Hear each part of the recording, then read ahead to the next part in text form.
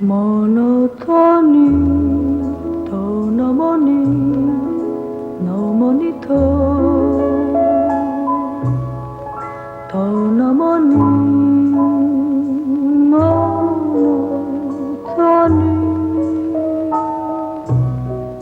nomotoni automoni monotino monotoni monotoni.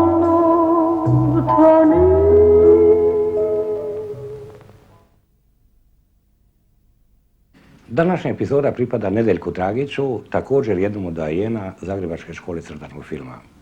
O njemu ću više govoriti tokom ove epizode i zato za početak samo hoću reći Dragić je misao u liniji.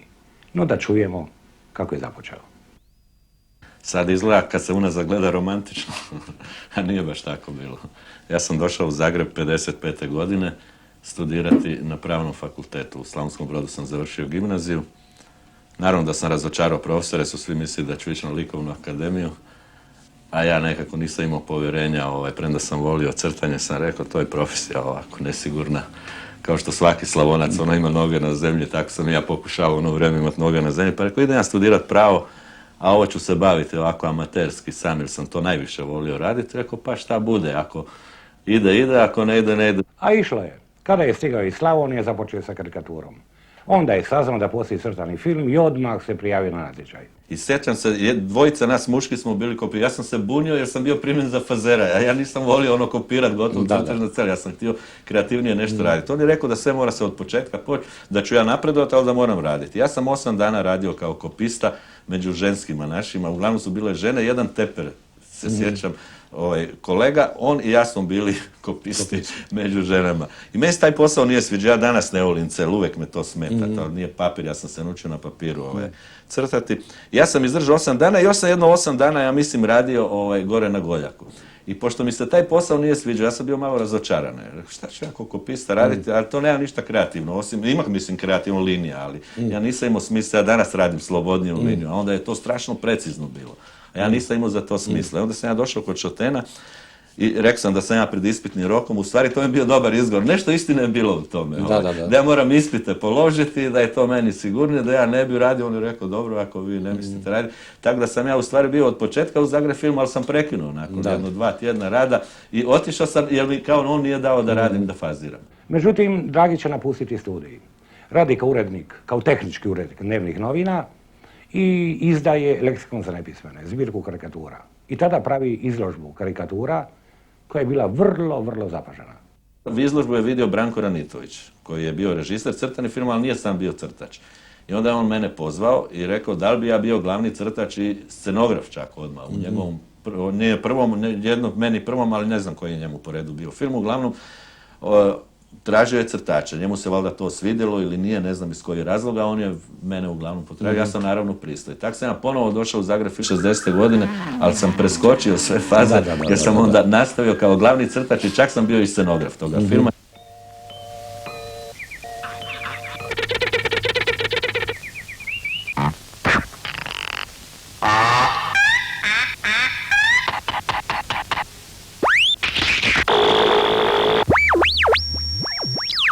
Vukotić je u to vrijeme, mislim, bio dramaturg i on mi je dao jedan scenarij koji se zvao, mislim, Metamorfoza. Ovako nešto je. Mislim da je Marks poslije taj film napravio da se zove Metamorfoza, o onom zecu jednome koji je u jednom modernom svijetu. Jer je Wood pretpostavljao, pošto sam ja karikaturista, da bi ja nekako da mi je taj svijet bliži ovako bi. Međutim, meni se to nije svidjelo i ja sam uzeo knjigu, naravno nadobudno kao početnik, dobio si šansu da radiš film, ja sam to uzeo i sad Wood veli, kaže za 15 dana knjiga snimanja, ja kući radim, ja nisam nikad životinju volio raditi. I meni to ne ide, ja se sve skrivam, on kaže gdje je knjiga snimanja, gdje su prve skice, ja ništa ne donosim, on strogo ko što uvijek zna, da drži jedan nivo, kaže šta je donesi i sad je on vjerovatno u jednom momentu, ja sam to stalno odgađao, on je shvatio u jednom momentu da nešto nije u redu. Kaže, donesi ono što si napravio. I ja dođem, doneo par skica, ne znam, ja sam to bacao, nije mi se sviđalo. I ja njemu otvoreno velim, rekao, znaš šta, ja makar ne radio film, rekao, ali to meni ne leži. I sad me on gleda, sam malo čudio, valjda, šansu. A inače sam ja neke svoje ideje predlagao, on mi je znao vicu napisati. Kaže, to ti je dobro 40 cicera, kaže, objavi u novinama. Ja mislim da je bio u pravu, mene to ono vreme vređalo. Ja sam dosta statično, ja se nisam nikad bavio animacijom. Upao sam u film kao glavni crtač, scenograf i bio sam van animacije. Ja sam vrlo statično gledao ono, komponiraš kadar kao karikaturu koja ima druge zakone. I sad je on shvatio da to meni ne leži i onda je Wood mene povezao s Mimicom. Kaže, možda tebi taj svet leži. I tako sam ja došao do filma Krotitelj divljih konja. Meni se to dosta svidjelo, prema su se svi čudili drugi da to nije moj svijet i još se danas mnogi čude zašto sam ja taj film radio, međutim to se meni svidjelo. Ja sam tako htio. Ima nešto blisko u tome, pošto ja volim taj Chaplinovski svijet negdje i ta otuđenja, tu ne znam, mehanizaciju. Ja sam našao nekakve svoje uglavnom ideje u tome. Ja to nisam mislio raditi kao Mimica i taj film je vrlo dinamičan poslije kak je napravljen. Mislim, on nema onu jednu sporu atmosferu, ima nešto i od mog temperamenta.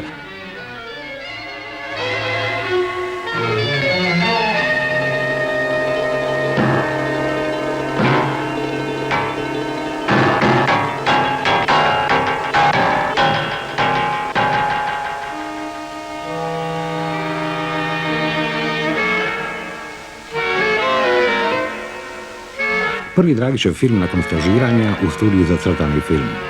Da li je to Krotitelj divljih konja ili Elegija?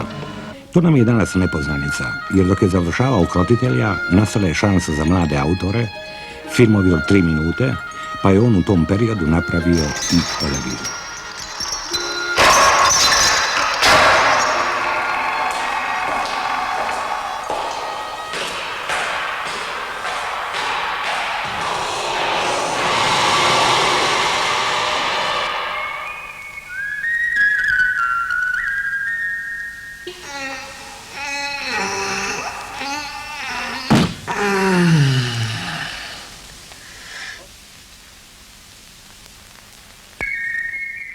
Kažu da se prvi mačići u more bacaju, no međutim Krotitelj dobiva Grand Prix na najvećem svjetskom animacijskom festivalu u Annecyju u Francuskoj.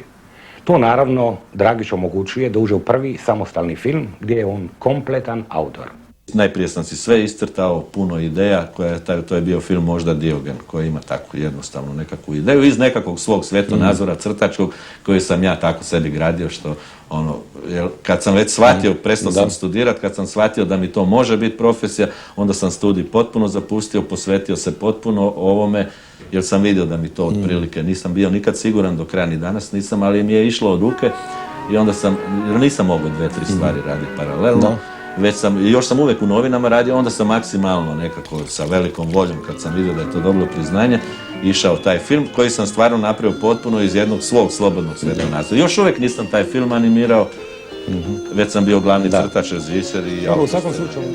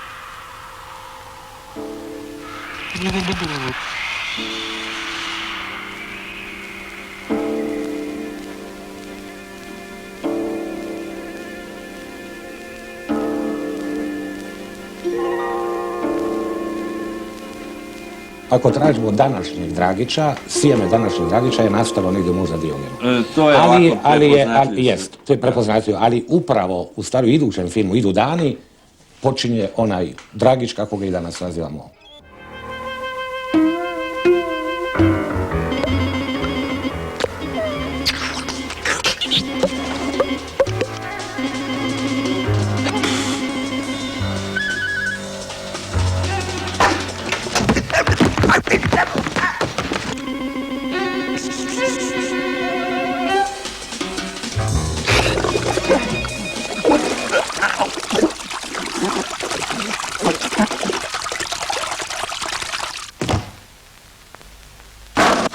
Dobro, to se publici najviše sviđa, koliko znam, čak i kritičarima do danas se taj film najviše sviđa.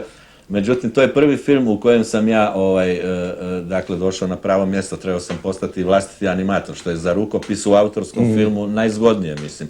Da pravi autorski film je kad čovjek radi što više, čak mislim da je nekad važnije biti animator nego scenarij napisati, jer to je dio rukopisa u tom mediju. Znači, kako ti onu priču koja je u literaturi preneseš na svoj rukopis, to je prava stvar. I onda ja sam to shvatio u jednom trenutku da moram i sam biti animator svojih filmova. I tad sam shvatio ono što mi je Vukotić rekao, 30 cicera, to je statično. Ja sam otišao u neke stvari, pošto sam bio samouk animator do kraja. I taj problem me mučio vječno dok sam bio glavni crtač, jer sam i analizirao ono što su mi kolege radili tako na projekciji gledao. Onda sam shvatio da animacija isto mora biti dio jednoga svetonazora, tako, znači nešto što je karakteristično. Vrlo rano sam to, bar sam pokušao, ne znam koliko sam uspio napraviti, da animacija ne bude samo gola ilustracija, da ima nešto od psihološkog karaktera ono što želiš ispričati.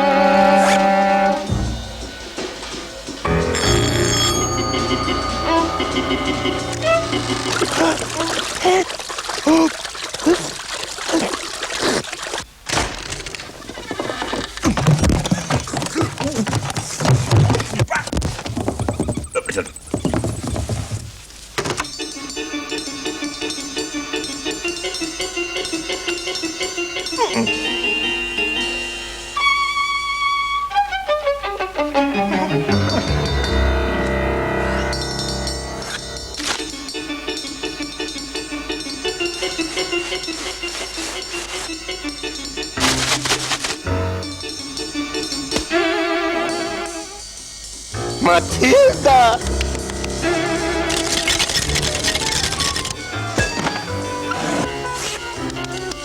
Ja još nisam bio obučan animator i sad sam ja one policajce, tu priču koju sam ja zamislio, idu dani, ja sam njih animirao, neću reći iz neznanja, vrlo svjesno, ali nisam ilustrirao, ja nisam uzeo blera da si pogledam kako trk ide u perspektivu. Ja sam probao dojam kretanja crtati.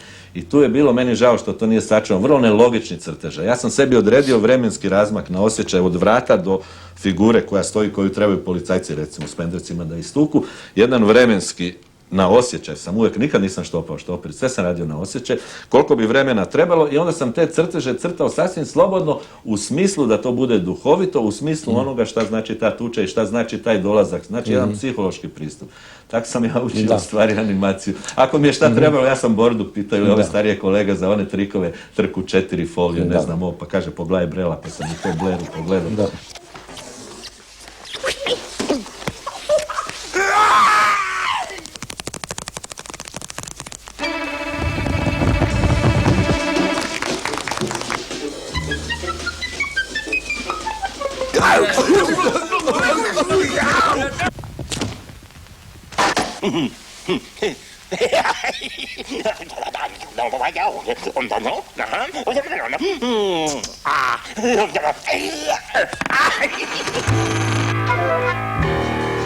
Matilda!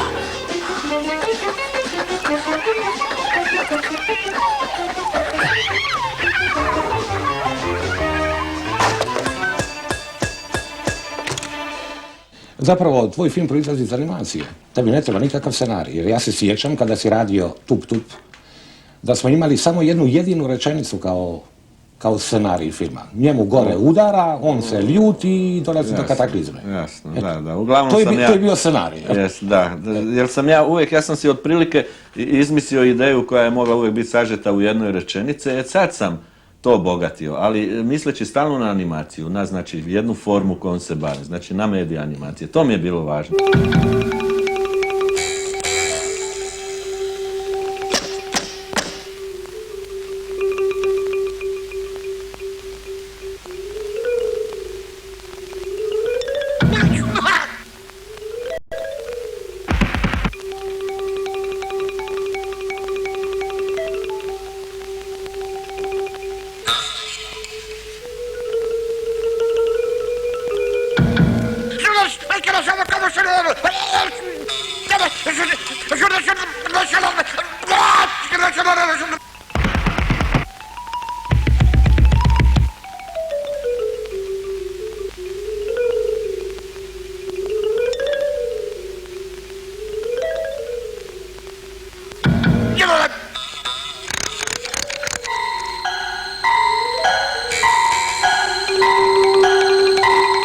Uvijek sam puno varijanti pratio. Recimo, idu dani sam vjerovatno 1,5 dana pravio knjigu snimanja. Tako vjerovatno i za Tup si više. Možda i više. Tako možda 2,5 jer je film završen 71. godine, a od 69. 69. se počeo.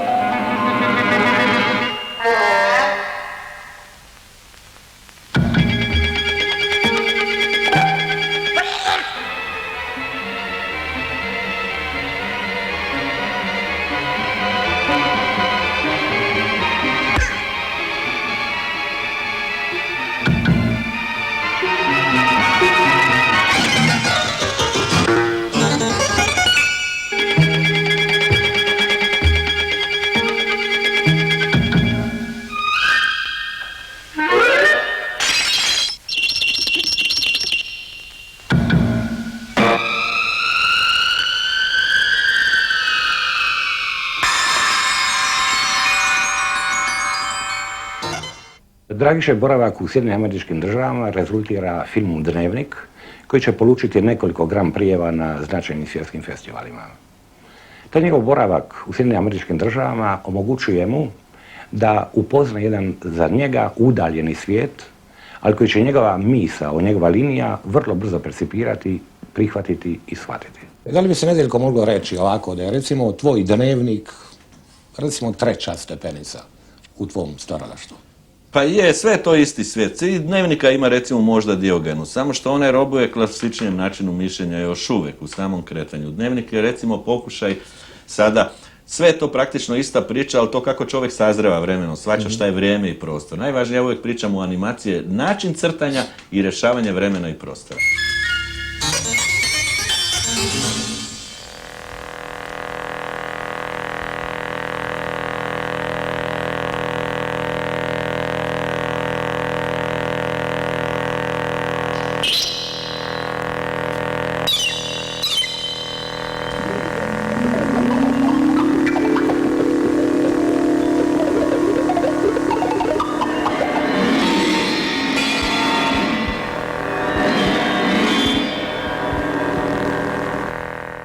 Sad Dnevnik je pokušaj u sažimanja svega toga što je bilo, recimo, moje iskustvo u određenom vremenu, ovo kad sam se ja nešto i naučio animirati, da probam sve raditi istovremeno. Recimo, tamo ima scena, ne znam koliko se gledalci sjećaju, recimo dojam onaj ulice, gdje onaj policajac krupno ide, ono traje jedno 7-8 sekundi, znači svaki crtež je samo 2 puta snimljen. Znači, broj slika podijeljeno samo s 2, toliko ima crteža.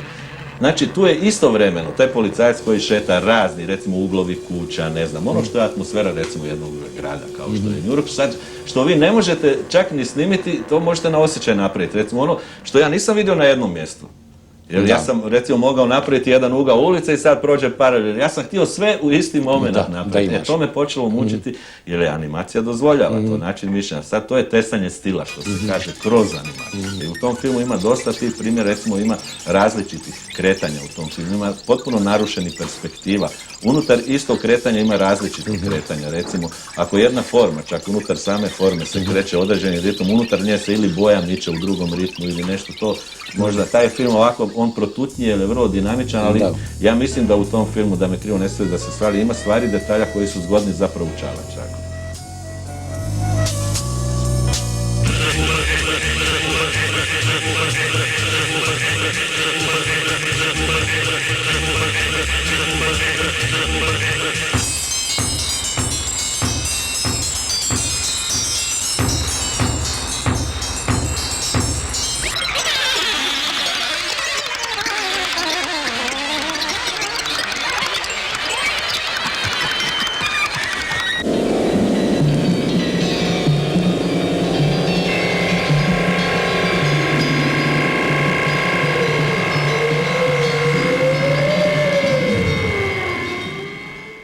Nedeljko Dragić je upravo završavao novi projekt kada smo prvi put s njim razgovarali.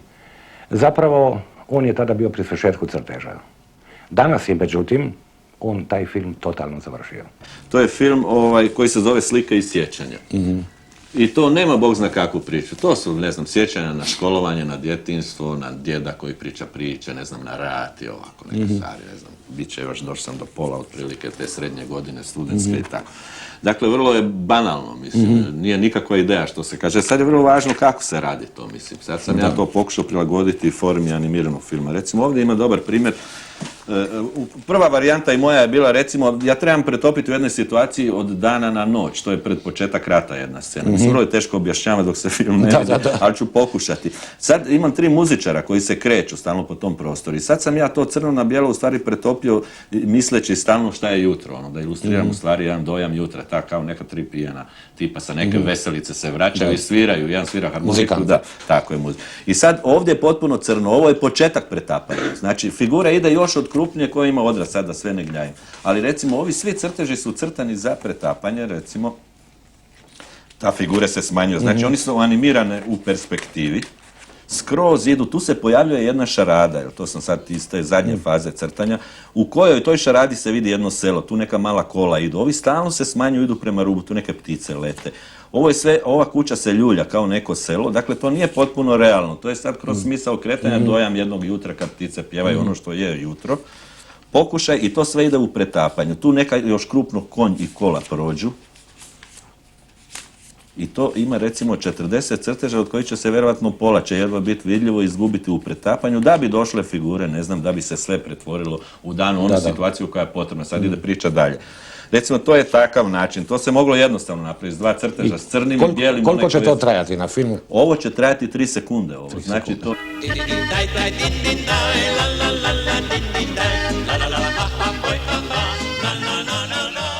Pogledajmo to još jednom.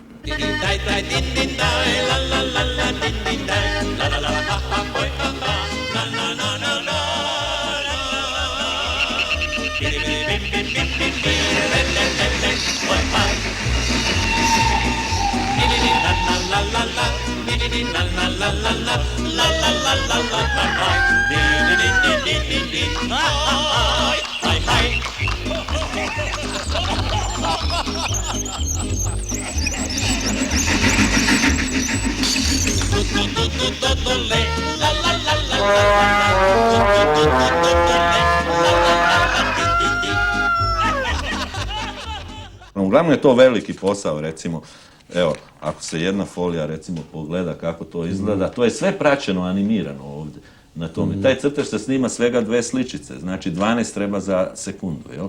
Veli posao. Ali dobro, to je dio strasti ako čovjek hoće nešto da otprilike objasni, da napravi neku atmosferu. Mislim, to se u scenariju ni ne može napisati praktično, jer je to nastalo iz načina crtanja, iz načina mišljenja.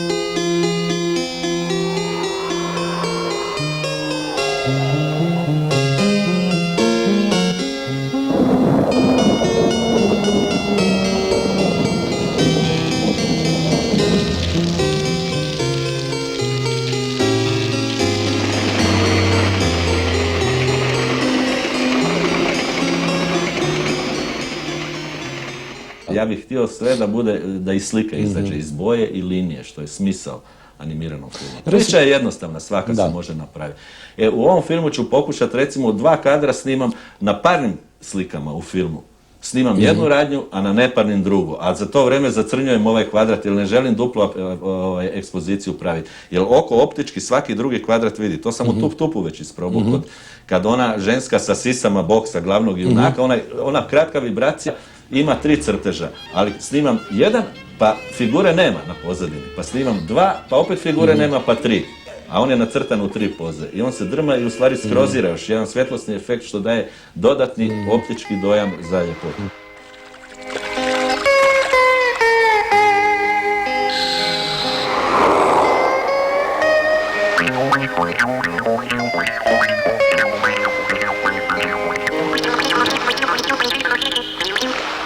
Dragićev rad je nauk improvizatorski jer je udaljen od bilo kakve literarne natruhe.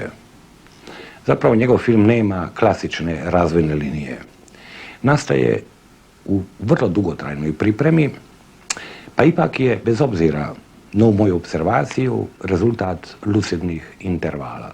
Sve ove knjige su priprema za taj film, recimo. To je sad način, ono što sam već spomenuo, da uvijek radim na sebi. Pokušavam da radim na sebi.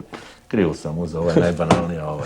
Idemo po redu koju sam prvu, recimo, uzmem kako radim za izdavače ove ilustracije, onda uvijek pokupim, oni pravi maketu knjiga prazna, to meni zgodno dođe, recimo, za praviti svoje skice. Recimo, ja ovo već nekoliko godina radim, uzmem praznu knjigu i onda dok gledam televiziju ili ležim u krevetu. To ni rađam nikad za stolom, sad da sjednem pa da to radim. To crtam ovako kad gledam televiziju, to pustim da mi mozak luta, da tu tamo neku ideju nacrtam, tu ima šarada. To je korišteno čak za tvoju knjigu o crtanom filmu, ilustraciju su evo odavde. Da se vidi, samo su fotokopirane i prebačene. Ja to poslije iskoristim. Dakle, to je moj način mišljenja kroz crtanje. Znači ista filozofija koju je animacija. Ja sad tu, ja bih htio svest crtanje kao pisanje pismo, na šaru. Dakle, simbol crtanja, linija je osnov svega. I animacija i crtanje. Sad bi ja od te linije htio da ne znači ništa, a da opet nešto znači, koliko je moguće, naravno. I onda si tako crtam po tim knjigama i onda kad toga nacrtam, ko što ovdje vidite puno tih knjiga, onda mi to koristi čak. Ja to koristim u svome radu. Tu neke stvari otkrivam, recimo, i tako. Tu ima stvarno svašta. I što na kraju reći o Dragiću, kojemu je 2 put pobjegao Oskar. Njegov je film dugotrajno traganje za cjelinom. Osnovnu misao podastere, ali da je dovede do kraja treba mu vremena i vremena. A kad je dovede, onda je cizelira i u nevjerojatno napornom, ludom, odrisajućem radu završno je i realizira. Uz Ratka Grgića, Dragić je sigurno kreator, čije su ideje proizlazile iz prisile umjetnosti koje se potpuno predao.